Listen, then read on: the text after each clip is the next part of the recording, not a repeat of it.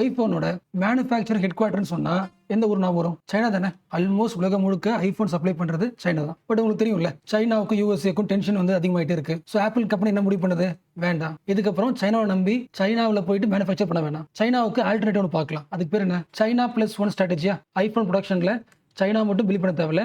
அதுக்கு ஆல்டர்னேட்டிவா இன்னொரு கண்ட்ரில ஐபோன் மேனுஃபேக்சரிங் ஃபெசிலிட்டியா உருவாக்கலாம். அந்த இன்னொரு கண்ட்ரி எது? இந்தியா தானே. ஸோ ஆல்மோஸ்ட் இந்த ஃபிளாஷ்பேக்ல தெரிஞ்சது தானே. ஸோ சிம்பிளா எப்படி சம்மரைஸ் பண்ணலாம்? ஒரே வார்த்தையில் சொல்லணும்னா, Apple is shifting its manufacturing facility from China to இந்தியாவா? இதுக்கு ப்ரூஃப் இருக்கா? 2025 சொல்லலாம். 2025 படி ஐபோன் மேனுஃபேக்சரிங்ல ஒரு 70-80% யோசிக்க முடியுதா? ஒரு 100 ஐபோன் ப்ரொடியூஸ் பண்றோம்னா அதில் 80 ஐபோன் இப்போ வரைக்கும் சைனாவில் உருவாக்கப்படுகிறது. பட் மிச்சம் 20 எங்க போயிடுச்சு? இந்தியாவில் உருவாக்கப்படுகிறது. ஸோ ஷிஃப்ட் ஆகிட்டே இருக்கு. ஓரளவுக்கு பாயிண்ட் புரிஞ்சு போச்சுல. அப்போ ஆல்ரெடி ஆப்பிள் என்ன பண்ணுது? தன்னோட மேனுஃபேக்சரிங் அப்ப சைனாவில இருந்து இந்தியாவில் மாத்திட்டே இருக்கு. ஸோ கண்டிப்பா யாருக்கு பிடிக்காது? சைனாக்கு பிடிக்காது. அது அப்புறம் பார்க்கலாம். பட் ஆப்பிளோட இந்த சைனா +1 ஸ்ட்ராட்டஜியில் இந்த +1 ஆல்டர்னேட்டிவ், சைனாவுக்கு ஒரு ஆல்டர்னேட்டிவா இந்தியா சூஸ் பண்றாங்க. நிறைய காரணம் இருக்கு. பட் மோஸ்ட் இம்பார்ட்டன்ட் ரீசன், சைனாவில் லேபர் காஸ்ட் அதிகமாயிடுச்சு. அப்போ ஐபோனை சீப்பா உற்பத்தி பண்ண முடியாது. ஒன்று. இதுக்கு ஆல்டர்னேட்டிவா இந்தியாவில் உங்களுக்கு தெரியும், மேக் இன் இந்தியா இனிஷியேட்டிவ். இதோட பிளான் என்ன? இந்தியாவில் வந்து ப்ரொடியூஸ் பண்ணுங்க. கவர்மெண்ட்டே உங்களுக்கு என்ன கொடுக்கும்? இன்சென்டிவ் கொடுக்கும். அப்போ இந்தியாவில் பெட்டர் லேபரும் இருக்கு, கவர்மெண்ட் இன்சென்டிவ் தரும். அப்போ என்ன பண்ணுவாங்க? ஆட்டோமேட்டிக்கா இதுக்கேற்ற மாதிரியே சைனாவுக்கும் யூஎஸ்க்கும் டென்ஷன் வேற இருக்கு. ஸோ ஆப்பிள் கம்பெனி இந்த சான்ஸை யூஸ் பண்ணிக்கிட்டு சைனால இருந்து இந்தியாவுக்கு மூவ் பண்றாங்க. இதானே. ஸோ எப்படி கன்க்ளூட் பண்ணலாம்? ஸோ இதுக்கப்புறம் ஆப்பிள் வந்து சைனாவை ஓவர் டிபெண்டன்ட்ல இருந்து குறைச்சிக்க போகுது. கரெக்டா? சைனாவுக்கு பிடிக்குமா? கண்டிப்பாக பிடிக்காது. ஸோ இந்தியா எப்படி டிஸ்டர்ப் பண்ணலாம்? அப்போ இந்தியாவோட ஐபோன் வளர்ச்சியை, ஐபோன் மேனுஃபேக்சரிங் வளர்ச்சியை எப்படி கண்ட்ரோல் பண்ணலாம்? எப்படி டிஸ்டர்ப் பண்ணலாம்? இந்தியாவில் இருக்கிற எல்லா முக்கியமான பிளேஸ்லையும் ஐபோன் மேனுஃபேக்சர் பண்ற எல்லா பிளேஸ்லயுமே இந்த டாப் லெவல் இன்ஜினியர்ஸ் ஒர்க் பண்றது யாரு? சைனா. அப்ப இதுக்கப்புறம் ஃபியூச்சர்ல ஐபோன்ல இன்னோவேட்டிவா ஒரு பாயிண்ட் வரணும்னா, இந்தியாவோட மேனுஃபேக்சரிங்ல அந்த இன்னோவேஷன் வரணும்னா யார் முக்கியம்? சைனாவோட இன்ஜினியர்ஸ் என்ன தேவை? அந்த எல்லா முக்கியமான இன்ஜினியர்ஸும், for example 300+ Chinese engineers working in Apple, working in iPhone production in especially in Tamil Nadu and Karnataka. இதுக்கப்புறம் இந்தியாவில் ஒர்க் பண்ண வேணாம், சைனாக்கு வந்துருங்க. யோசிக்க முடியுதா? இது ஒரு கண்ட்ரி பார்டர்ல சோல்ஜர் நிக்க வச்சா ஜியோ பாலிடிக்ஸ். உன் கண்ட்ரிக்குள்ள எக்கனாமிக் குறைக்கிறேன். எப்படி குறைக்கலாம்? எக்கனாமிக் தேவையான ஹியூமன் ரிசோர்ஸை குறைக்கிறேன். அப்போ உன்னோட எக்கனாமிக் டெவலப்மெண்ட்டுக்கு என்னோட இன்ஜினியர்ஸை அலோவ் பண்ண மாட்டேன். நான் என்னோட இன்ஜினியர்ஸை அலோவ் பண்ண மாட்டேன். ஜியோ எக்கனாமிக்ஸ். யார் பெரிய ஆள் எக்கனாமிக்ஸ்ல? மேனுஃபேக்சரிங் யார் பண்ணணும்? நீயா நானா? என் இடத்துல தான் மேனுஃபேக்சர் பண்ணணும். உங்க இடத்துல பண்ணாங்கன்னா உனக்கு தேவையான இன்ஜினியர்ஸ் வர மாட்டாங்க. நாங்கள் எடுத்துப்போம் திருப்பி. ஜியோ எக்கனாமிக்ஸ் ரொம்ப சிம்பிளா. ஆக்சுவலாக பார்த்தோன்னா இது ஒரு பாயிண்ட் தாங்க. எக்ஸ்பர்ட்ஸ் இந்தியாவில் ஒர்க் பண்ணக்கூடாதுன்னு சொன்ன பாயிண்ட் ஒரு பாயிண்ட் தான். பட் இன்னுமே மேனுஃபேக்சர் பண்ணுறதுக்கு தேவையான டெக்னாலஜி இருக்கும்ல, அந்த டெக்னாலஜியை இந்தியாவுக்கு தராம வித்துக்கொள்ளப்படுது. இது செகண்ட் பாயிண்ட். யோசிக்க முடியுதா? மேனுஃபேக்சரிங்க்கு தேவையான அட்வான்ஸ் டெக்னாலஜி இந்தியன்ஸ்க்கு கிடைக்காம ஹோல்டு பண்ணுது. இது செகண்ட் பாயிண்ட். இது கூடவே முக்கியமான மெஷினரி, ஸ்பெஷலைஸாக சொல்லணும்னா சோலார் எக்யூப்மெண்ட்ஸ், போர் போடுவாங்கல்ல, இந்த போர் போடுற மிஷின்ஸ். ஆனால் உங்களுக்கு தெரியும், எலக்ட்ரானிக்ஸை அசம்பிள் பண்ணுற சில டூல்ஸ் வரும்ல, அசம்பிளிங் டூல்ஸ். இந்த மாதிரி முக்கியமான மேனுஃபேக்சரிங் தேவையான எல்லா மிஷினரிஸையும் சைனாவில் இருந்து இந்தியாவுக்கு எக்ஸ்போர்ட் பண்றதை ஹோல்டு பண்ணுது. ஹிடன் ட்ரேட் ரெஸ்ட்ரிக்ஷன், மறைமுகமாக ட்ரேடை ரெஸ்ட்ரிக்ட் பண்ணுது. இது எல்லாமே என்னது? ஜியோ எக்கனாமிக்ஸோட எக்ஸாம்பிள். இது மட்டும் கிடையாது. அகைன் சொல்லலாம், ஃபோர்த் பாயிண்டா சொல்லலாம். நாம 3 months முன்னாடி படிச்சிருப்போம், கேலியம், ஜெர்மானியம், கிராஃபைட். இதெல்லாம் எக்ஸாம்பிள்ஸ் தானே. எதோட எக்ஸாம்பிள்? ரேர் எர்த் மினரல்ஸா. பட் இப்போ வந்து இந்த மினரல் சொல்றதை விட வெப்பன்னு சொல்லலாம். இதுக்கு இப்போ நானா யாரு? இந்தியா. மேனுஃபேக்சரிங்ல உலகத்தோட பெரிய கண்ட்ரியா மாறணும்னா இதெல்லாம் தேவை. அப்போ இதெல்லாம் என்னது? இன்னொரு கண்ட்ரி ஜெயிக்கிறதுக்கு தேவையான வெப்பன்ஸ் மாதிரி இது. Minerals is becoming the weapons for our economic growth. But இது எல்லாமே சைனா கிட்ட இருந்தா வாங்குறோம். ஸோ இந்த ரேர் எர்த்தையுமே தராம கண்ட்ரோல் பண்ணுது. லாஜிக் புரியுதுல? ஸோ சிம்பிள் ஆகிட்டு சொல்லலாமா? What is Jio economics? இந்த சிச்சுவேஷன் எப்படி சொல்லலாம்? இந்தியாவில் ஐபோன் மேனுஃபேக்சரிங் ஸ்டார்ட் ஆயிடுச்சுன்னா சைனாவில் நாம உற்பத்தி பண்ற ஐபோனை யார் வாங்குவா? யாரும் வாங்க மாட்டாங்க. இங்க லேபரும் காஸ்ட்டா கம்மியா இருக்கு, இன்சென்டிவ் தர போறாங்க. நம்மளை விட அவன் சீப்பா உற்பத்தி பண்ணுவான். ஸோ தடுக்கலாம். ஹியூமன் ரிசோர்ஸை ஸ்டாப் பண்ணலாம். மினரல்ஸ் தர வேண்டாம், டெக்னாலஜி தர வேண்டாம், மிஷின்ஸ் தர வேண்டாம். ஜியோ எக்கனாமிக்ஸ். அண்ட் மேபி இந்த ஆங்கிள் யோசிக்கலாம். சைனாவை கம்பேர் பண்ணும்போது இந்தியா எக்கனாமியில் அந்த அளவுக்கு ஸ்ட்ராங்லாம் கிடையாதுல்ல. அப்போ இந்தியா பார்த்து ஏன் சைனா பயப்படுது? அதுக்கு என்ன காரணம் அப்படின்னு கேட்டா, சைனாவோட எக்கனாமியும் வீக் ஆகிட்டு இருக்கு. ஃபார் எக்ஸாம்பிள் ரீசென்ட் டைம்ல சைனாவில் ஏஜிங் பாப்புலேஷன் அதிகமாகிட்டு இருக்காங்க. என்ன reason? One child policy. So working population கம்மியாகுது சைனாவில். லிங்க் பண்ண முடியுதா? ஒரு கண்ட்ரில நிறைய பேர் வயசானவங்க இருந்தாங்கன்னா இந்த வயசானவங்க என்ன பண்ணியாகணும்? Welfare schemes, old age pension, health, extra expenditure government பண்ணியாகணும். ஸோ ஹியூமன் ரிசோர்ஸே கம்மியா இருக்கு. ஒன்று. ரெண்டாவது, அந்த கண்ட்ரியோட எக்கனாமி ஸ்ட்ராங்கா இல்ல, நிறைய பேர் கன்சியூம் பண்ணலன்னு சொல்றதுக்கு ஒரு எக்ஸாம்பிள். எல்லா மிடில் கிளாஸோட மெயின் எய்ம் வீடு வாங்குறது தானே. ரியல் எஸ்டேட் செக்டர் சொல்லலாமா? பட் சைனாவில் it becomes the bubble burst. Meaning புரிஞ்சா? டிமாண்ட் அதிகமாக பார்த்து பூம் ஆகணும்னு பார்த்தோம், பட் பர்ஸ்ட் ஆயிடுச்சு. பேசிக்க முடியுதா? மக்கள் எல்லாரும் வீடு வாங்கன்னு சொல்லிட்டு வீடு கட்டுவாங்க இன்ஜினியர்ஸ், பட் யாரும் வாங்கிருக்க மாட்டாங்க. கஷ்டப்பட்டு கட்டினது அப்படியே இருக்கும், காசு வராது. ஸோ ரியல் எஸ்டேட்ல பபிள் பஸ்ட். இது ஒரு ரீசன். அண்ட் ரொம்ப முக்கியமானது, சைனா யூஎஸ் டென்ஷன்ல அப்போ ஆல்ரெடி சைனா உற்பத்தி பண்ண பொருள் ஓவர் ப்ரொடக்ஷனா அப்படியே இருக்கு, எக்ஸ்போர்ட் பண்ண முடியல. அப்போ சைனா என்ன பண்ணும்? மற்ற கண்ட்ரிக்கு சீப் பிரைஸ்ல எக்ஸ்போர்ட் பண்ணுது. உங்களுக்கு புரியுதுல்ல? அப்ப சைனா வந்து ஃபேக்டரி ஆஃப் தி வேர்ல்டா இப்ப இருந்தாலும் அதுக்கு பேரலா சைனாவோட எக்கானமி ஸ்ட்ராங்கா இல்ல. அப்ப ஆல்ரெடி எக்கானமி வீக் ஆயிட்டு இருக்குன்னா இந்த நேரத்தில் முக்கியமான ப்ரொடக்ஷன் ஐஃபோனும் இந்தியாவுக்கு போகிறது ப்ராப்ளம் தானே. ஸோ முடிஞ்ச அளவுக்கு இந்தியாவோட மேனுஃபேக்சரிங் ஃபெசிலிட்டியை குறைக்க ட்ரை பண்ணுது. எப்படி குறைக்குது? Multi branched strategy. யோசிக்க முடியுதா? ஹியூமன் லேபர்ஸ் இருக்காங்களா, இன்ஜினியர்ஸ், அவங்கள மட்டும் கூப்பிடல. எக்ஸ்போர்ட்டை குறைச்சிருக்கு, மெஷின்ஸ் தர மாட்டேங்குது, அட்வான்ஸ் டெக்னாலஜி தர மாட்டேங்கிறாங்க. ஸோ மல்டி ப்ராங் அப்ரோச்சில் இந்தியாவோட ப்ரொடக்ஷனை ஸ்டாப் பண்ண ட்ரை பண்ணுது. அண்ட் மேபி சில பேருக்கு டவுட் வரலாம், இந்த ஆர்டிக்கல் சம்மந்தம் இல்லைனாலும் இப்போ சொல்கிறேன். சைனா ஏன் ஓவர் ப்ரொடியூஸ் பண்ணுது? அதுக்கு தெரியும்ல எந்தெந்த கண்ட்ரீஸ்ல பொருள் அனுப்பணும். ஸோ எந்தெந்த கண்ட்ரீஸ்ல எவ்வளோ பொருள் தேவைன்னு கண்டுபிடிச்சி தானே ப்ரொடியூஸ் பண்ணும். என்ன ரீசன்னால ஓவர் ப்ரொடக்ஷன் சொல்றீங்க? ரொம்ப சிம்பிள். நம்ம ஆல்ரெடி பார்த்த கான்செப்ட் தான். ஃப்ரெண்ட் ஷோரிங் ஞாபகம் இருக்குல்ல? ஃப்ரெண்ட் ஷோரிங், அதாவது கோவிடுக்கு அப்புறம் எல்லா வெஸ்டர்ன் கண்ட்ரீஸும், கோவிடுக்கு அப்புறம் வச்சுக்கலாம், இல்லைனா உக்ரைன் வார டைம்ல வச்சுக்கலாம், நமக்கு தேவையான பொருள் வந்து சைனாவில இருந்து நம்ம ஊருக்கு, நம்ம ஊர்னா யாரு? வெஸ்டர்ன் கண்ட்ரீஸ், எல்லா கண்ட்ரீஸ்க்கும் இந்த ரூட் சொல்லுவாங்களே, ரூட். அது பேர் என்ன? சப்ளை செயின் வந்து ரொம்ப ஈஸியா இல்ல, ரிஸ்கா இருக்கு. சைனா கிட்ட இருந்து நமக்கு ஒரு பொருள் கிடைக்கிறதுக்கு ரொம்ப ரிஸ்கா இருக்கு. நடுவில் வந்து கோவிட் டைம் ஒரு லாக்டவுன் வரலாம், இல்ல வார் நடந்து அந்த ரோடு வந்து பிளாக் ஆகலாம். அப்போ இதுக்கப்புறம் நம்மளோட சப்ளை செயின் ரூட்டை மாற்றணும்.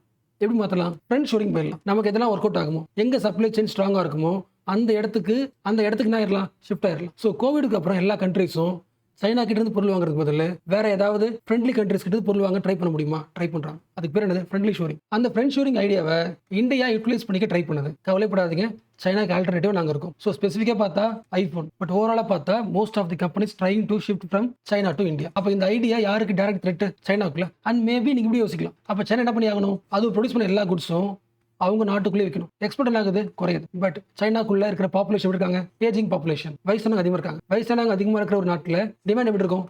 கம்மியாக இருக்கும். ஸோ ப்ரொடியூஸும் பண்ணியாச்சு, நம்ம நாட்டில் என்ன கிடையாது? டிமாண்டும் கிடையாது. எக்ஸ்போர்ட் எப்படி இருக்கு? கம்மியாகுது. This is the real problem of China. So China கிட்ட இப்போ ஓவர் கெப்பாசிட்டி இருக்கலாம், நிறைய ஃபேக்டரிஸ் இருக்கலாம், பட் அந்த ஃபேக்டரிஸ் கிட்ட இருந்து பொருள் வாங்குறதுக்கு பையர்ஸ் இல்லை. இதான் ப்ராப்ளம். அப்போ இந்த நேரத்தில் எல்லாரும் யோசிக்கிறாங்களே, சைனாவுக்கு ஆல்டர்னேட்டிவா சில கண்ட்ரீஸ் இந்தியாவுக்கு. அப்போ இந்தியாவுக்கு போகணும்னா இந்தியா ஸ்ட்ராங்கா இருக்கணும்ல. அப்போ சைனாக்கு கிடைச்ச ஒரே வழி எல்லா அட்வான்ஸ்ட் மிஷின்ஸ் டெக்னாலஜியை இந்தியாவுக்கு தராமல் தடுக்கிறது தான். வேற எந்த கண்ட்ரி கிட்டையும் அட்வான்ஸ் டெக்னாலஜி இல்லைன்னா வேற வழியே கிடையாது.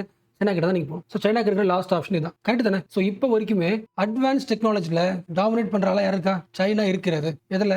ஏஐல இருந்து, குவாண்டம் கம்ப்யூட்டிங்ல இருந்து, 6G இருந்து, 4G 5 சொல்லுவாங்களே, 6G இருந்து, முக்கியமா இ வெஹிக்கல்ஸ், இதோட சப்ளை செயின் யார் கண்ட்ரோல் பண்றா? இது எல்லாத்துலயும் டாமினேஷனாவும் இருக்கு, பேட்டன்ட் ரைட்ஸும் வாங்கியிருக்கு, சப்ளை செயினையும் ஸ்டாப் பண்ணுது. ஸோ இந்த சான்ஸ் யார் பயன்படுத்திக்கிறா? சைனா பயன்படுத்திக்க. ஸோ லிங்க் பண்ண முடியல. அப்போ சைனாவுக்கு ஆல்டர்னேட்டிவா பிளஸ் ஒன்னு நிக்கிறேன்னா இன்னும் ஸ்டார்ட்டே ஆகல. ஆல்ரெடி அந்த ஃபுல் கேமையும் அவன் கண்ட்ரோல் பண்ணிட்டு இருக்கான். இப்போ இந்தியா என்ன பண்ணி ஆகணும்? ரெட் டேப்பையும் சரி பண்ணணும். அதாவது ஒரு கம்பெனி உள்ள வந்துச்சுன்னா அது ஒர்க் ஆகிற நேச்சர் என்ன பண்ணணும்? கவர்மெண்ட் ஈஸி ஆக்கணும். இந்தியாவில் மேனுஃபேக்சர் பண்றது தேவையான எல்லா பொருள் என்ன பண்றோம்? இம்போர்ட் தான் பண்ணிட்டு இருக்கோம். Depend on imports. For example சிப்ஸ்ல இருந்து, சென்சார்ஸ்ல இருந்து, engine and even screwdriver technique எல்லாமே இம்போர்ட் பண்ணிருக்கோம். இப்போ எல்லா முக்கியமான பொருளும் இம்போர்ட் பண்ற ஒரு கண்ட்ரி எப்படி வந்து ஒரு உலகத்தோட மேனுஃபேக்சரிங் ஹப்பா மாற முடியும்? ஸோ இதுதான் இந்த ஆர்டிக்கலோட கொஸ்டின். சைனாவை டீகோட் பண்ணிட்டு அட் தி சேம் டைம் இந்தியாவோட பொசிஷனும் வல்னரபிளா தான் இருக்கு. அண்ட் இன்னமும் கூட சைனாவுக்கு இந்தியான்றது ஒரு பயங்கர த்ரெட்லாம் கிடையாது. சைனா கிட்ட நிறைய பேர் இருக்காங்க கைவசம் பொருள் வாங்குறதுக்கு. பாகிஸ்தான் கூட ஸ்ட்ராட்டஜி டீல் பண்ணலாம். ஏசியன் நேஷன்ஸ் இருக்கு, அவங்க கூட ட்ரேட் பண்றாங்க. அண்ட் ஆப்பிரிக்காவில் பிளஸ் லாட்டின் அமெரிக்காவில் இன்ஃப்ரா ப்ராஜெக்ட்ஸ் ரன் ஆகிட்டு இருக்கு. ஸோ ஆல்ரெடி பேக்கப் நிறைய இருக்கு. ஸோ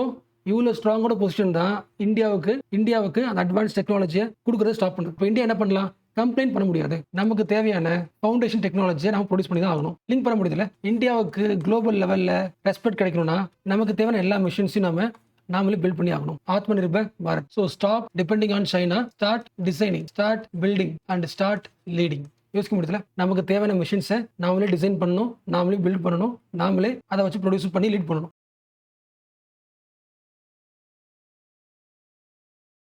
ஃபர்ஸ்ட் ஒரு கேஸ் ஸ்டடி. இந்த பர்சன் கிட்ட உங்களோட பாஸ்போர்ட் இருக்கு, நீங்க கேக்குறீங்க, ஒரு தர மாட்டேங்கிறார். ஸோ நீங்க பிளான் பண்றீங்க, இவருக்கு மயக்க மருந்து கொடுத்துடலாம். மயக்க மருந்து கொடுத்தா தூங்கிடுவாங்க. அந்த டைம்ல நம்மளோட பாஸ்போர்ட்டை எடுத்துக்கலாம். யார் பிளான் பண்றா? இவங்க பிளான் பண்றாங்க. இவங்க பேர் என்ன? நிமிஷா பிரியால உங்களுக்கு தெரியும். யார் இவங்க?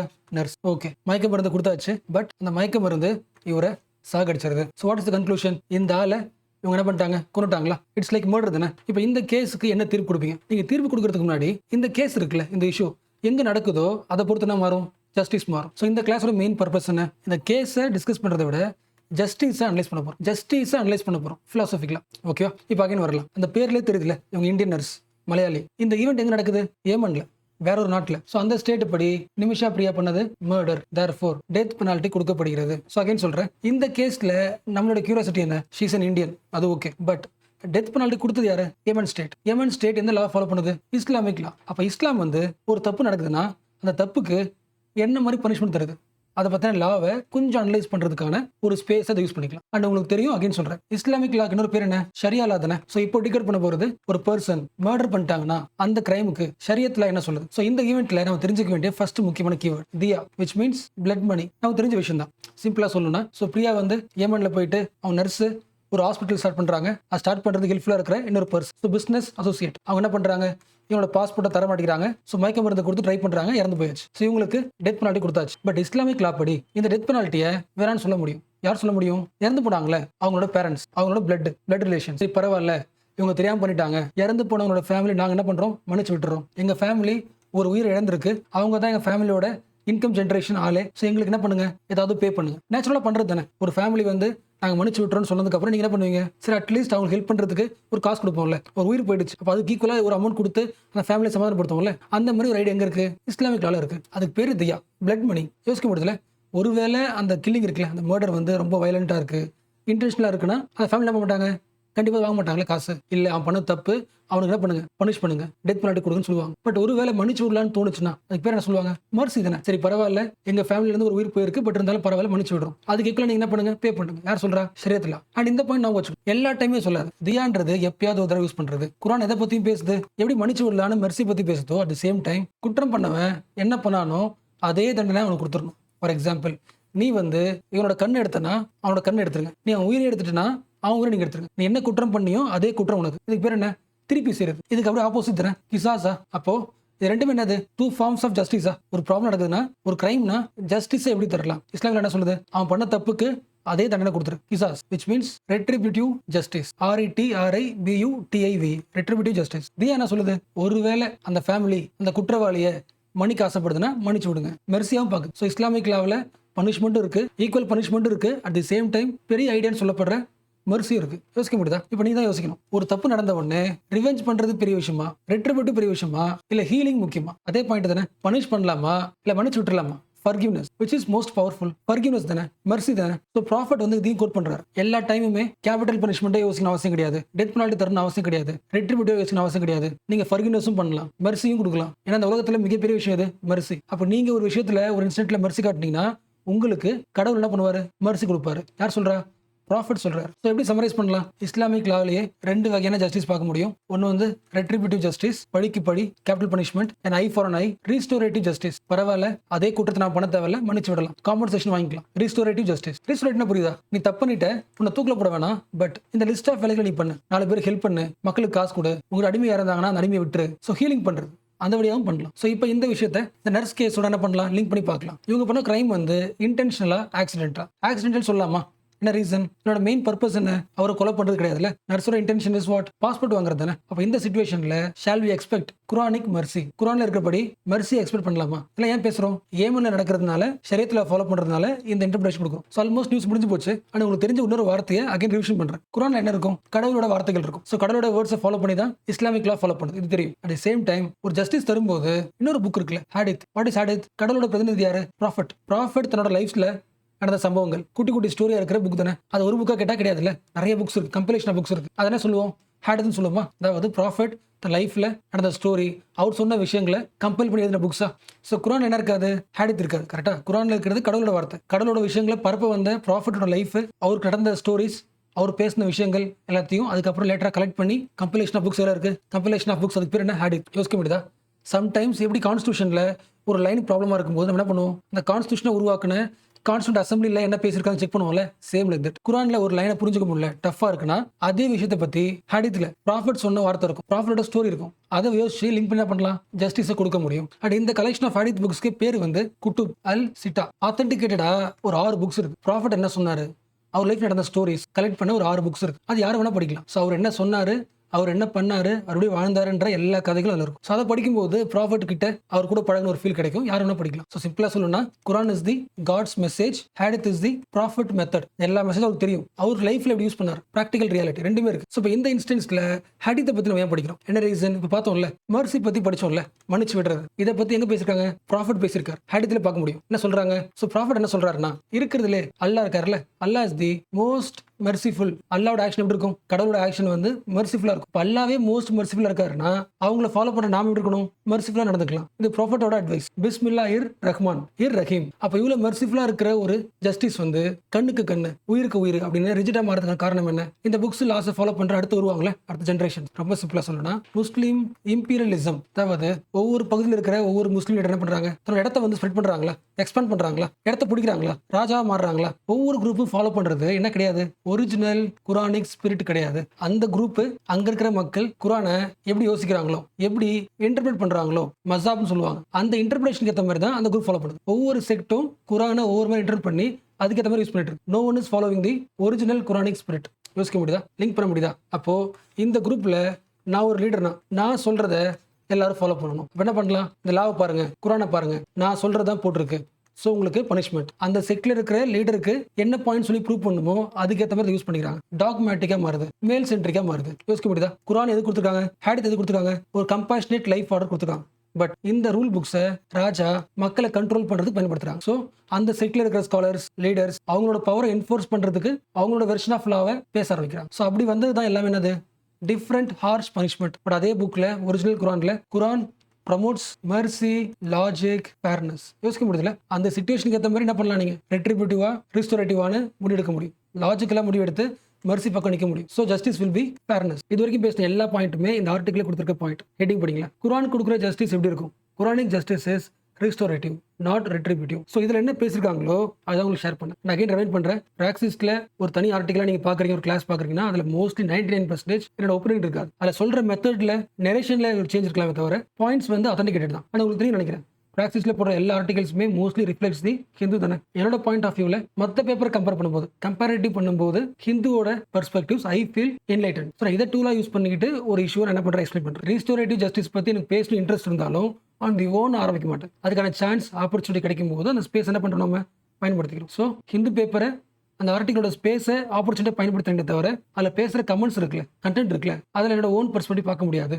ஸோ தைரியமாக ஆத்தென்டிகேட்டடாக பேசுகிற எல்லா வேர்ட்ஸுமே அண்டர்லைன் பண்ணி எக்ஸாம் யூஸ் பண்ண முடியும், டிஸ்கஷனில் பயன்படுத்த முடியும். சோர்ஸ் வந்து பை ஓப்பனாக எல்லாரும் ஃபாலோ பண்ணுற, பார்லிமெண்டரியன்ஸ் ஃபாலோ பண்ணுற, இந்த ஹிந்து தான் ஃபாலோ பண்ணுறேன்.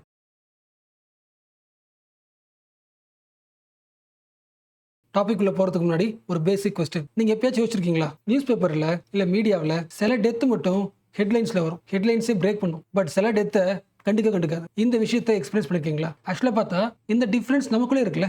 நமக்குள்ள இருக்குன்னா நமக்குள்ள உருவாக்கப்பட்டிருக்குன்னு அர்த்தம். அப்ப நமக்குள்ளவே அன்கான்சியஸா சில டெத்தை சீரியஸா பாக்குற மாதிரியும் சில டெத்தை நார்மல் ரூட்டினா விட்டுறோம்ல. இது எங்க இருந்து உருவாக்கப்படுகிறது? அதான் டாபிக். இதுக்கு பேர் என்ன? Necro politic. ரொம்ப சிம்பிளா சொல்லணும்னா இந்தியாவோட முக்கியமான சிட்டில ஒரு பாம்பு பிளாஸ்ட்னா தட் இஸ் ஹெட்லைன்ஸ். அதே பாம்பு பிளாஸ்ட் காஷ்மீர் நடக்குதுன்னா அது நார்மல் ரொட்டீனா நம்ம மனசுக்குள்ள வந்து சேர்க்கப்படும். அப்ப சில பேரோட டெத் என்ன பண்றோம், நாம நார்மலைஸ் பண்ணிக்கிறோம், நார்மலைஸ் பண்ண செய்யப்படுது. அப்ப இந்த விஷயத்த இப்படி சொல்லலாமா? ஒரு ஸ்டேட் என்ன முடிவு பண்ணுது? யாரு சாகக்கூடாது, யாரு சாகலாம். ஸோ ஸ்டேட் பாயிண்ட் ஆஃப் வியூல இந்த ஆள் சாகக்கூடாது. ஒருவேளை இவர் செத்துட்டாருன்னா ஹெட்லைன்ஸ், இவர் சாகிறதுல பிரச்சனை கிடையாது, அதனால என்ன வரல, ஹெட்லைன்ஸ்லேயும் வரல. இப்போ ஸ்டேட் என்ன பண்ணுது? அந்த ஸ்டேட்டும் அந்த ஸ்டேட் ஃபாலோ பண்ற சிஸ்டமும் யாரு சாகலாம் யாரு சாகக்கூடாது என்ன பண்ணுது, முடிவு பண்ணுது. சில பேரை சாகிறதுக்கு அலோ பண்ணுது. யார் சொல்றா? ஆக்சுவலி பெம்பே. இவர் காயின் பண்ண வேர்டு தான் நெக்ரோ பாலிடிக்ஸ். அதாவது உங்க கண்ட்ரியில உங்களோட டெத் கூட உங்க கையில் கிடையாது. Your death also controlled by power. இதுதான் necropolitics. The power controls the death. So necropolitics point of வியூல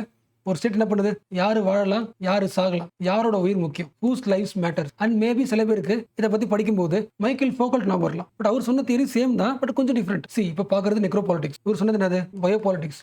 ரெண்டும் பார்க்க ஒரே மாதிரி இருக்கும், but light difference. For example, power controls the life அப்படி சொன்னா பயோபாலிட்டிக்ஸ். உங்க லைஃபை கண்ட்ரோல் பண்றது பவர், பயோபாலிட்டிக்ஸ். உங்க டெத்தை கூட கண்ட்ரோல் பண்றது யாரு? பவர் தான் அப்படி சொன்னா நெக்ரோபாலிட்டிக்ஸ். ஸோ டிஃபரன்ஸ் புரியுதுல? பட் நாம ஃபோக்கஸ் பண்ண வேண்டியது நெக்ரோபாலிட்டிக்ஸ். கொஞ்சம் எக்ஸ்பேண்டா சொல்லணும்னா ஸ்டேட் முடிவு பண்ணும் யாரு சாகலாம், யாரை அப்படியே விட்டுறலாம், யாரை முழுசா அடிச்சிருக்கலாம் அப்படின்னு ஸ்டேட்டு தன்னோட பவர் வச்சு முடிவு பண்ணும். அப்ப அந்த யாரு வந்து யாரு? எல்லாருக்கும் தெரிஞ்ச poor people. For example, manual ஸ்கேவெஞ்சிங்னால ஒரு உயிர் போகும் யாருக்கு தெரியும்? ஸ்டேட்டுக்கு தெரியும், பவருக்கு தெரியும், பட் கண்டுக்க மாட்டோம். ரெஃப்யூஜிஸ் உள்ள வருவாங்க, அவங்க என்ன கிடையாது, எந்த உரிமையும் கிடையாது, எங்களுக்கு தெரியும், தர மாட்டாங்க, கண்டுக்க மாட்டாங்க. Necro politics. காஷ்மீர் எங்க ஸ்டேட் தான், பட் அந்த ஊர்ல போயிட்டு ஒரு வீட்டுக்குள்ள போயிட்டு வயலன்ஸ் நடக்கும், கண்டுக்க மாட்டோம். நார்த் ஈஸ்ட்ல ஒரு ஸ்டேட்ல வயலன்ஸ் நடக்கும், அந்த வயலன்ஸ் சப்போர்ட் பண்றதுக்கு ஈவன் அங்க கவர்மெண்ட் இருந்தாலும் லாஸ் இருந்தாலும் எமர்ஜென்சி போட்டு எல்லா லாஸையும் தூக்கிட்டு வயலன்ஸ் உருவாக்கும். ஸோ பவருக்கு இப்படி ஒரு ஃபேஸ் இருக்கு, நெக்ரோ பாலிடிக்ஸ். அப்போ நெக்ரோ பாலிடிக்ஸ் தெரியலனா நீங்க அழுவுறீங்களே, உங்களோட வருத்தம் அதில் கூட இன்இக்வாலிட்டி தெரியும். ஒரு பேப்பர் பாக்குறீங்கன்னா ஃப்ரண்ட் பேஜ்ல போட்டிருந்தா உங்க மனசு ஃபுல்லா வருத்தப்படும். லாஸ்ட் பேஜ்ல ஓரமா நியூஸ் இருந்துச்சுன்னா அதை பார்த்துட்டு விட்டுருவீங்க. உங்களோட கிரீஃப்ல கூட நெக்ரோ பாலிடிக்ஸ் இன்ஃப்ளூயன்ஸ் பண்ணும். இந்த கான்சியஸ்னஸ் தேவை. ஸோ பாயிண்ட் புரியுதுல. நாளைக்கு நியூஸ்ல மேனுவல் ஸ்கேவெஞ்சிங்ல ஒரு ஆள் இறந்துட்டாருன்னு சொல்லும்போது திஸ் இஸ் நாட் ஆக்சிடென்ட். ஸ்டேட்டுக்கு இந்த வேலைனால இறந்து போவாங்கன்னு தெரியும். It is the structural violence. இந்த ஸ்டேட்டோட ஸ்ட்ரக்சர்ல சிஸ்டம்ல சில பேர் அந்த ஸ்ட்ரக்சரு சில பேருக்கு வயலன்ஸ் உருவாக்கும். அண்ட் மேபி சில பேருக்கு டவுட்ஃபுல்லா இருக்கலாம். அது எப்படி நம்மளோட வருத்தத்தை கூட ஒரு பவர் கண்ட்ரோல் பண்ணும். எப்படி இன்டர்நெட்டை கண்ட்ரோல் பண்ணும். நம்ம கிட்ட தான் இருக்குன்னு சொல்லுவோம், அப்படி கிடையாது. ஒரு பவர் நம்மளை கண்ட்ரோல் பண்றது இப்ப கிடையாது, ரொம்ப காலத்துல இருக்கு. இங்க கண்ட்ரோலுக்கு இன்னொரு பேர் தான் டிசிப்ளின். ஸ்டேட் உங்ககிட்ட எதிர்பார்க்கறது எல்லாமே டிசிப்ளின் தான். டிசிப்ளினா இருந்தா உயிர் வாழலாம், இல்லைன்னா அடிதான். வயசுலாம் பார்க்காது. குழந்தையா இருந்தாலும் ஸ்கூல் அடி, பிறனா இருந்தா ஜெயில போடுவாங்க. இதுக்கு பேர் தான் என்னது? ஃபர்ஸ்ட் பார்த்தோம்ல, மனிதர்களை இயக்கும் பவர், பயோ பவர். ரொம்ப சிம்பிளா சொல்லணும்னா அந்த காலத்துல ராஜாக்கள் என்ன பண்ணுவாங்க? ராஜா சொன்ன விஷயத்த ஃபாலோ பண்ணலன்னா பப்ளிக்கா அடி, பப்ளிக்கா தூக்கு தண்டனை, பப்ளிக்கா வெட்டுவாங்கல்ல. எதுக்கு? டிசிப்ளினை உருவாக்குறது. டிஃபரன்ஸ் புரியுதா? அந்த காலகட்டத்தில் ஓல்டர் டைம்ஸ்ல மக்களை கொலை பண்றது ஓப்பனா நடக்கும். Power kills the people openly. இப்படி இந்த காலகட்டத்தில் மாடர்ன் டைம்ஸ்ல power kills the people silently through discipline. School, jail, இது எல்லாமே ஒரு குவைட் ஹியூமன் பீயிங்கை உருவாக்கிடுச்சு, ப்ரிசர்வ் பண்ணி ஃபார்ம் ஆகிடுச்சு. இது யாருக்கு useful? Discipline human being is most useful for state. State எதிர்த்து கேள்வி கேட்க மாட்டேன். அப்போ டிசிப்ளினை வச்சு தான் அவனை மேனேஜ் பண்ணும். If you are not discipline, jail, death. Discipline இருக்கியா, உயிர் வாழலாம். ஸோ யார் வாழலாம், வாழக்கூடாதுன்றதை முடிவு பண்ணுது. ஆக்சுவலாக இதே விஷயத்தை இன்னும் கொஞ்சம் பிரிச்சு பார்க்கலாம். அதே பாயிண்ட் தான் பிரிச்சு பார்க்கலாம். இவ பேசின விஷயத்தை சில டேர்ம் தரேன். ராஜா ஒரு ஆளை தூக்கில போடுறாரு. சாவரின் பவர், தன்னோட ஃபுல் அதிகாரத்தை வச்சுக்கிட்டு ஒரு உயிரை பறிக்கிறது. ஸ்டேட்டு தனக்கு தேவையான மக்களை உருவாக்குறது. School, jail. இது வழியா டிசிப்ளின் பவர். டிசிப்ளின் வழியாக ஒரு பவர் உருவாக்குறது. ஸோ உனக்கு பிடிச்ச மாதிரி ஹியூமன் பீயிங் உருவாக்கியாச்சு, டிசிப்ளின் உருவாக்கியாச்சு. அடுத்த அப்டேட் பயோ பவர். இந்த ஸ்கூலு, ஜெயில் வழியா ஒரே மாதிரி டிசிப்ளின் மக்களை உருவாக்குனதுக்கு அப்புறம் கூட இந்த மக்கள்ல என்ன பண்ற? வேக்சினேஷன் ப்ரோக்ராம் போடுவேன். ஒரு 80 பேருக்கு கிடைக்கும், மிச்சம் 20 பேருக்கு கிடைக்காது. அது ஆக்சிடென்ட் கிடையாது, ஸ்ட்ரக்சரல் வயலன்ஸ். உங்களோட பாலிசி வழியா மக்களோட லைஃப் மேனேஜ் பண்ணுவேன். உங்களுக்கு யோசிக்க முடியுதா? கோர் பாயிண்ட் புரியுதா? எல்லா கண்ட்ரிலையும் ஒரு சிஸ்டம் இருக்கு. அந்த சிஸ்டத்தோட மெயின் எய்ம் என்ன?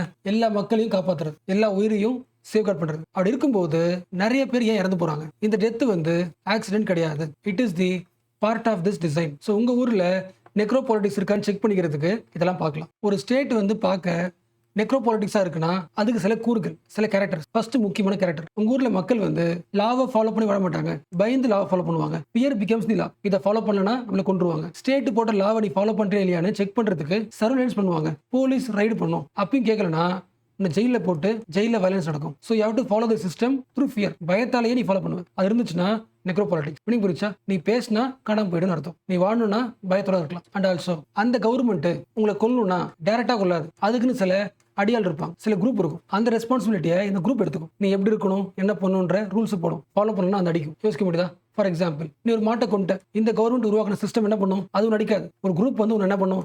சாகிற அளவுக்கு அடிக்கும், உன்னை கிட்னாப் பண்ணும். கவர்மெண்ட் என்ன சொல்லும்? நாங்க எதுவும் பண்ணல, ஒரு குரூப் பண்ணிருக்கு, நாங்க அதை கேட்கறோம். நம்ம என்ன யோசிப்போம்? ஒரு சாமான் என்ன யோசிப்பாங்க?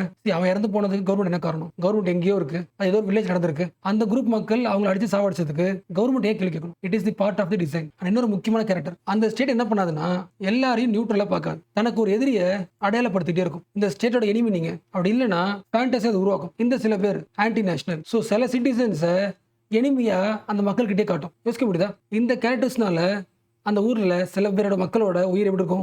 சாதாரண பார்க்கப்படும். அவங்க இறந்து போனாங்கன்னா ஹெட்லைன்ஸ்ல வராது. ஓரளவுக்கு லிங்க் பண்ண முடியல. அந்த ஸ்டேட் என்ன பண்ணும்? தன்னோட சிட்டிசன்ல சில பீப்புளை வல்னரபிளா காட்டும். விச் மீன்ஸ் இந்த மக்கள் எங்க வாடுறாங்களோ அங்க டேம் வரும். டேம் வந்த உடனே இந்த மக்கள் என்ன பண்ணுவாங்க? அந்த இடத்தோட வெளியே போயிடுவாங்க. ஸோ சில மக்கள் டிஸ்பிளேஸ் ஆகிறது நியூஸ்ல வராது, அது நார்மல் ரொட்டீன். அண்ட் சில பேரை நேஷனலிசம்ன்ற பேர்ல, ரிலிஜன்ற பேர்ல அவங்களை கொலை பண்றது ஜஸ்டிஃபை செய்யப்படும். These are the characteristics of necro politics. So ஓரளவுக்கு லிங்க் பண்ண முடியுதுல?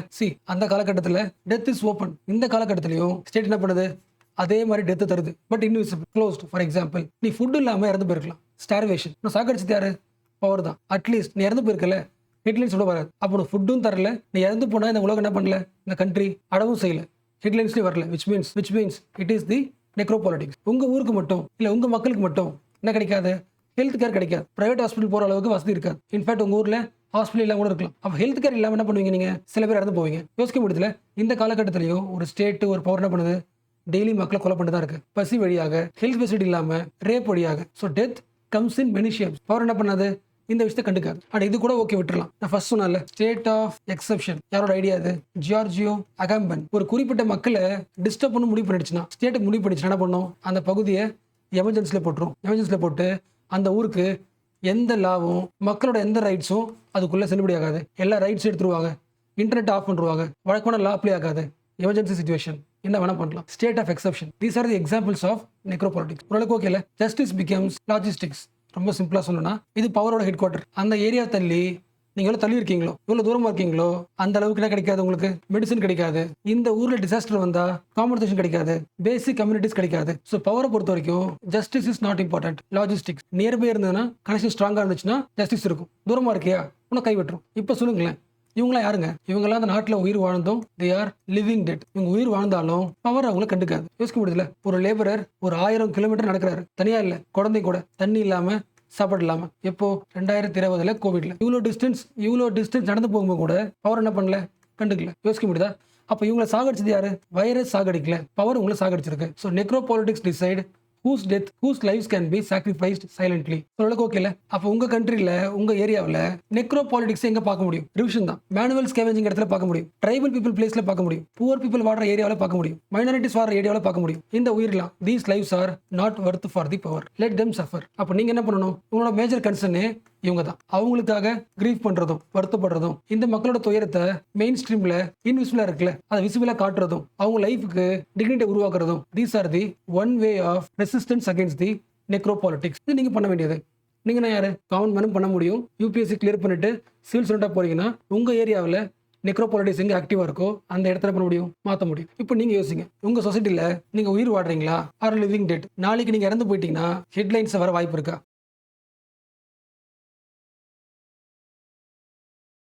ஸோ இஷ்யூ நம்ம எல்லாருக்குமே தெரியும். ஜஸ்ட் லைக் சம்மரைஸ் பண்ணுறேன். ஒரு கண்ட்ரி இன்னொரு கண்ட்ரி மேலே கண்டினியூஸாக சண்டை போட்டே இருக்குன்னா அது மெயின் ரீசன் என்ன? அந்த கண்ட்ரி எக்கானமியாக ஸ்ட்ராங்காக இருக்கு, அவ்வளோ சண்டை போகிற அளவுக்கு காசு இருக்கு. அப்போ இந்த காலகட்டத்தில், இந்த சுச்சுவேஷனில் எந்த கண்ட்ரி வார் போடுதோ அந்த வாரை ஸ்டாப் பண்ணணும்னா அந்த கண்ட்ரியோட எக்கானமியை ஸ்டாப் பண்ணணும், எக்கானமி வீக் பண்ணணும். இது யாரோட ஐடியா? யூஎஸோட ஐடியா. யூஎஸ் என்ன பண்ணுது? ரஷ்யா மேலே சாங்ஷன் போட்டுடலாம். விச் மீன்ஸ் உலகம் முழுக்க எல்லா கண்ட்ரிஸும் ரஷ்யா கூட ட்ரேட் பண்ணாதீங்க. நீங்கள் எல்லாரும் ரஷ்யா கிட்ட ஆயில் வாங்குறதுனால தான் ரஷ்யா அதிகமாக காசு சம்பாதிக்குது, எக்கானமி ஸ்ட்ராங்காக இருக்கு. அந்த காசை வச்சுக்கிட்டு வார் போட்டுக்கிட்டே இருக்கு யுக்ரைன்ல. நம்ம இவ்வளோ பேச்சுவார்த்தை நடத்தியும் ரஷ்யா உக்ரைன் மேலே சண்டே ஸ்டாப் பண்ண மாட்டேங்குதுன்னா ரஷ்யா கிட்ட அதிகமான காசு இருக்கு, எக்கானமி ஸ்ட்ராங்காக இருக்கு, அதோட பிஸ்னஸ் ஸ்மூத்தாக ரன் ஆகிட்டே இருக்கு. ஸோ என்ன பண்ணலாம்? சாங்ஷன் போட்டுடலாம். யாருமே இதுக்கப்புறம் ரஷ்யா கூட பிஸ்னஸ் பண்ணக்கூடாது, எக்கானமி வீக் ஆகிடும், காசு இருக்காது, உக்ரைன் வர ஸ்டாப் பண்ணுறோம். யாரோட ஐடியா? US idea. உங்களுக்கு தெரிஞ்சது. பட் இந்த சாங்ஷன் போட்டதுக்கு அப்புறம் கூட சைனா என்ன பண்ணுது? ரஷ்யா கிட்ட இருந்து ஆயில் வாங்குது, பாதிக்கு பாதி ஆயில் வாங்கிடுது. இந்தியா என்ன பண்ணுது? ரஷ்யா கிட்ட இருந்து ஆயில் வாங்குது. சைனா என்ன பண்ணுது? ரஷ்யா கிட்ட இருந்து வாங்குது. எவ்வளோ ஆயில் வாங்குது? எவ்வளோ வேல்யூ கொண்டு ஆயில் வாங்குது? கிட்டத்தட்ட 2 லட்சம் கோடியா, 1.9 lakh crore. ஸோ ரஷ்யா கிட்ட இருந்து ஆயில் வாங்கிட்டு காசு கொடுத்துட்டே இருக்கு. பட் இது என்ன கிடையாது? சர்ப்ரைஸ் கிடையாதுல்ல. யூஎஸ்ஏ சைனா எப்போதுமே ஆப்போசிட்ல யோசிப்பாங்க. யூஎஸ்ஏ சாங்ஷன் போடுறதுனால சைனா என்ன பண்ணாது? தன்னோட பிசினஸ் ஸ்டாப் பண்ணாது. But China okay. But India என்ன பண்ணுது? ஓரளவுக்கு சைனாக்கு ஈக்குவலா 1.3 lakh. ரஷ்யாவுக்கும் இந்தியாவுக்கும் ஆயில் பிசினஸ் மட்டும் 1.3 lakh crore. அப்போ யூஎஸ்ஏ என்ன கடுப்பாகுது? சைனா மாதிரி தான் உன்னோட பிஹேவியர் இருக்கு. ஸோ சைனா ட்ரேட் பண்றது ப்ராப்ளம் இல்லை, அது வழக்கமாக நான் சொல்றதை கேட்காது. ஓகே, பட் நீ ஏன் ட்ரேட் பண்ற? இதை ஸ்டாப் பண்ணு. உனக்கு ஆயில் வேணும்னா மற்ற கண்ட்ரிஸ் கிட்ட இருந்து வாங்க. ரஷ்யா கிட்ட இருந்து ஆயில் வாங்குறது எல்லாமே அந்த காசை என்ன பண்றான்? உக்ரைன்ல வார் போடுறது யூஸ் பண்றான். இதை ஸ்டாப் பண்ணு. So India is indirectly supporting Russia in Ukraine வார். அப்போ உக்ரைன்ல இறந்து போற மக்களுக்கு யாரும் காரணம்? இந்தியாவும் காரணம். யாரோட argument? USA argument. But what is the India's counter argument? Correct தான். சைனாவும் ஆயில் வாங்குது, நானும் ஆயில் வாங்குறேன். பட் நாங்கள் மட்டும் கிடையாது, வெஸ்டர்ன் கண்ட்ரீஸும், யூரோப்பியன் யூனியன், யூரோப் முழுக்க எல்லா கண்ட்ரீஸும் ரஷ்யா கிட்ட ஆயில் வாங்குறாங்க. எவ்வளோ அமௌண்ட்? சேம் 1.5 லட்சம் கோடி. ஸோ 1.5 லட்சம் கோடி வேல்யூ கொண்ட ஆயில அவங்களும் இம்போர்ட் பண்றாங்க. பட் நீ என்ன பண்ற? இந்தியா மட்டும் வார்ன் பண்ணிட்டு எங்க பொருளுக்கு 50% டாரிஃப் போடுற. இது ஃபேக்சுவலா தப்பு. இதெல்லாம் நியூஸ் அண்ட் ஆல்மோஸ்ட் நம்ம எல்லாருக்கும் இந்த பாயிண்ட்ஸ்லாம் தெரியும். பட் இப்போ பார்க்க போறது இன்னைக்கு பேப்பர்ல வந்து சில எக்ஸ்ட்ரா பாயிண்ட்ஸ். அது முக்கியம். லாஜிக் புரியுதுல? யூஎஸ்ஏ இந்தியாவை வார்ன் பண்ணதுக்கு அப்புறம் கூட இந்தியா என்ன சொல்லுது? எங்களோட ஸ்டாண்ட் கரெக்ட். நாங்க ரஷ்யா கிட்ட இருந்து ஆயில் வாங்குறது எங்களோட கண்ட்ரிக்கு யூஸ்ஃபுல்லா இருக்கு, எங்களோட மார்க்கெட் ஸ்டெபிலிட்டிக்கு யூஸ்ஃபுல்லா இருக்கு. அதுதான் எங்களோட எய்மே தவிர ரஷ்யா உக்ரைன் வார் எங்களுக்கு சம்மந்தம் கிடையாது. யாரோட பாயிண்ட்? இந்தியாவோட பாயிண்ட். விச் மீன்ஸ் இந்தியாவும் ரஷ்யாவும் ஆயில் ட்ரேட் பண்ணுவோம், யூஎஸ்ஏட சாங்ஷனுக்கு நாங்கள் என்ன பண்ண மாட்டோம்? அக்செப்ட் பண்ண மாட்டோம்னு அர்த்தம். அப்போ இந்தியா வந்து ஒரு ஸ்ட்ராங்காக சொல்லுதுன்னா அதுக்கு ஒரு பேக்ரவுண்ட் சப்போர்ட் இருக்கும்ல. என்ன ரீசன்? அந்த ரீசன் தான் இந்த நியூஸ். பிசினஸ் பேஜில் டாப் நியூஸ் இருக்குல்ல, இந்த point. So first basic point. For example, நம்ம வேர்ல்டு வந்து லாஸ்ட் இயரை விட இந்த வருஷம் ஒரு 100 ரூபாய் எக்ஸ்ட்ரா க்ரோ ஆகுது வச்சுக்கலாம். இந்த உலகம் லாஸ்ட் இயரை விட இந்த வருஷம் எக்ஸ்ட்ரா ஒரு 100 ரூபாய் ப்ரொடியூஸ் பண்ணி வச்சுக்கலாம், ப்ரொடக்ஷன் அதிகமாக வச்சுக்கலாம். இந்த 100 ரூபாயில் இந்தியாவோட கான்ட்ரிபியூஷன் 18 rupees, யூஎஸோட கான்ட்ரிபியூஷன் 11 rupees. டிஃபரன்ஸ் புரியுதுல? இந்த உலகத்தோட க்ரோத்துக்கு கான்ட்ரிபியூட் பண்ணுறதுல இந்தியா யூஎஸ்ஏட முன்னாடி இருக்கு. அப்போ அடுத்த வருஷம் உலகம் வந்து அதிகமாக க்ரோ ஆகணும்னா யாரோட சப்போர்ட் தேவை?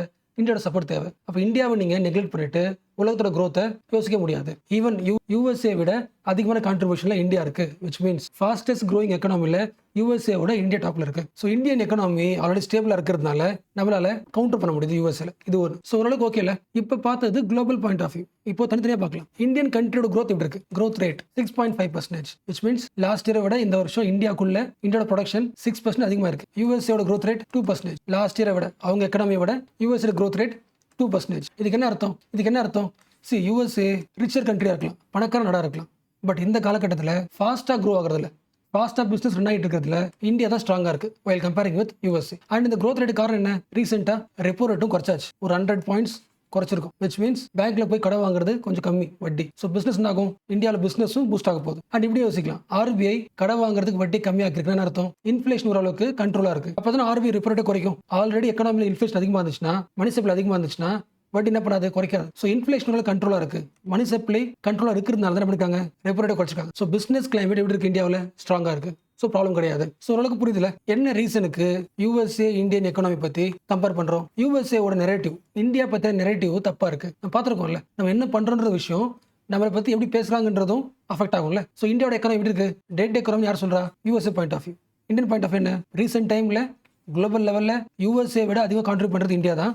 பிளஸ் கண்ட்ரி லெவல்ல growth rate எப்படி இருக்கு? ஸ்ட்ராங்கா இருக்கு. இப்போ USAவோட கவுண்டர் ஆர்குமெண்டா கவுண்டர் நெரேட்டிவ் இந்தியா பண்ணதை உருவாக்குது மீடியாவில். அதுக்கு இந்த பாயிண்ட் முக்கியம். இன்ஃபிளேஷன் ஸ்ட்ராங்கா இருக்கு, பிசினஸ் பண்றதுக்கான வட்டி ரேட்டு கம்மியா இருக்கு. ஸோ என்ன பண்ண வேணாம்? ட்ரம்போட ப்ரெஷர் டாக்டிக்ஸ்க்கு அடி பண்ணி தேவையில்லை. என்ன அர்த்தம்? இந்தியா பொருளுக்கு நாங்க 50% டேரிஃப் போட்டுறோம் சொல்றதுனால அந்த மிரட்டலுக்கு பயந்து, அந்த ப்ரெஷருக்கு பயந்து இந்தியா ரஷ்யா கூட ஆயில ட்ரேடை ஸ்டாப் பண்ண வேணாம் இப்போதைக்கு. யார் சொல்லியிருக்கா? இந்தியாவோட ஸ்டாண்ட் அதுதான், இந்தியாவோட அப்போசிஷன் பார்ட்டி ராகுல் காந்தி பாயிண்ட்டும் அதான். ஸோ USAவோட த்ரெட்ஸுக்கு ஏற்ற மாதிரி இந்தியா தன்னோட பாயிண்ட்டை மாற்றிக்கூடாது. We have strategic autonomic policy. So almost business நியூஸும் இந்த 4th பேஜ் நியூஸும் ஃப்ரண்ட் பேஜ் நியூஸும் முடிச்சாச்சு. பட் ஆல்சோ சில ஃபேக்ட்ஸ் இருக்கு, அந்த ஃபேக்ட்ஸும் பார்க்கலாம். ரஷ்யா கிட்ட இருந்து இந்தியா ஆயில் மட்டும் வாங்கல, கோலும் வாங்குறோம், கேஸும் வாங்குறோம். ஸோ ஆயில் மட்டும் வாங்கல, கோல், கேஸ் இதெல்லாம் சேர்த்து இந்தியா வாங்குற டோட்டல் வேல்யூ இதெல்லாம் சேர்த்து வாங்கி இந்தியா தர காசு ரஷ்யாவுக்கு 1.4 lakh crore. So 1.4 lakh crore value amount of oil, coal, gas என்ன பண்றோம்? ரஷ்யா கிட்ட வாங்கி பிசினஸ் பண்றோம். நெக்ஸ்ட் யூரோப்பியன் யூனியனும் உங்களுக்கு தெரியும்ல, யூரோப்பியன்ன்றது ஒரு கண்ட்ரி கிடையாதுல, எல்லா கண்ட்ரி வந்துடும். யூரோப்பில் எல்லா கண்ட்ரி வந்துடும். ஸோ எல்லா கண்ட்ரிஸும் ரஷ்யா கிட்ட இருந்து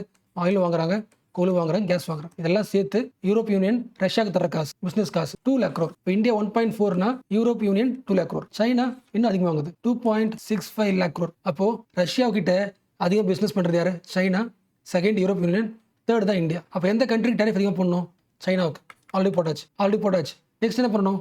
யூரோப் யூனியனுக்கு டேரிஃப் பண்ணணும். அப்போ யூரோப் யூனியனுக்கு போடாம இந்தியாவுக்கு ஏன் டேரிஃப் போடுறீங்க? அதனே பார்த்தோம் நியூஸ்ல. அண்ட் உங்களுக்கு தெரியும் இந்த கான்ஃபிளிக்ட் போயிட்டு இருக்க அதே டைம்ல பேரலா USAக்கும் இந்தியாவுக்கும் பைலேட்ரல் ட்ரேட் அக்ரிமெண்ட் டாக்ஸ் போயிட்டு இருக்குல்ல. எஸ், இது ஃபியூச்சர் டிஸ்கஷன் நடக்கும். ஆகஸ்ட் எண்ட்ல தெரிஞ்சிடும்.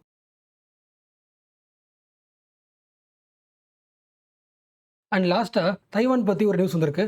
இந்த நியூஸ் நம்ம தெரிஞ்சுக்க வேண்டிய ஒரு கான்ஸ்டிடியூஷனல் ப்ரொசீஜர், அதை மட்டும் பார்க்கலாம். அண்ட் ஆல்சோ இப்போ பார்க்க போகிற ஐடியா வந்து ரொம்ப புதுசுலாம் கிடையாது, நம்மளுக்கு தெரிஞ்சது தான்.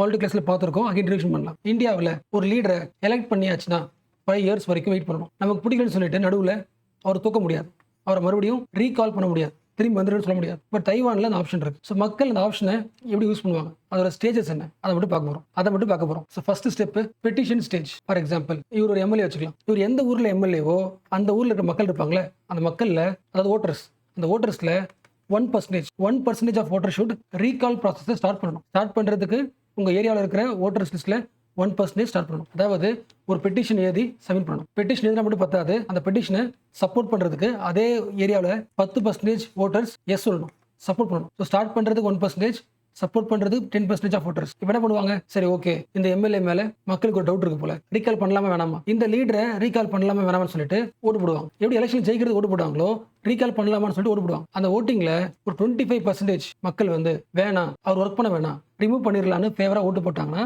ரீகால் பண்ணிடலாம். ஸோ ஓரளவுக்கு புரிஞ்சுல இந்த ஆர்டிகளோட கோர் தியரியா தான், அதை முடிச்சாச்சு. பட் ரியாலிட்டி நான் பார்க்கல. தைவான் என்ன இஷ்யூ, ஆளுங்கட்சி இருக்கு, ஆளுங்கட்சிக்கு எதிர்கட்சி பிடிக்கல, எதிர்கட்சி மேலே தான் ரீகாலை வந்து ஸ்டார்ட் பண்ணுறாங்க. பட் ஒர்க் அவுட் ஆகல. எதிர்கட்சி மேலே ஏன் ரீகால் பண்ணுறாங்க? எதிர்கட்சி எல்லாமே சைனாக்கு சப்போர்ட் பண்ணுது. சைனாக்கு சப்போர்ட் பண்ணுறதுனால சில முக்கியமான லாஸ் கவர்மெண்டால கொண்டு வர முடியல. அப்போ இந்த பார்ட்டி என்ன பண்ணலாம்? அப்போசிஷன் பார்ட்டியை தூக்கலாம் ட்ரை பண்ணுறாங்க. ஒர்க் அவுட் ஆகல. இது ரியாலிட்டி, அது தேவையில்லை. ரியல் பாலிடிக்ஸ் தேவையில்லை. தைவானில் ரீகால் ப்ரொசீஜர் எப்படி இருக்குன்னு பார்த்தாச்சு.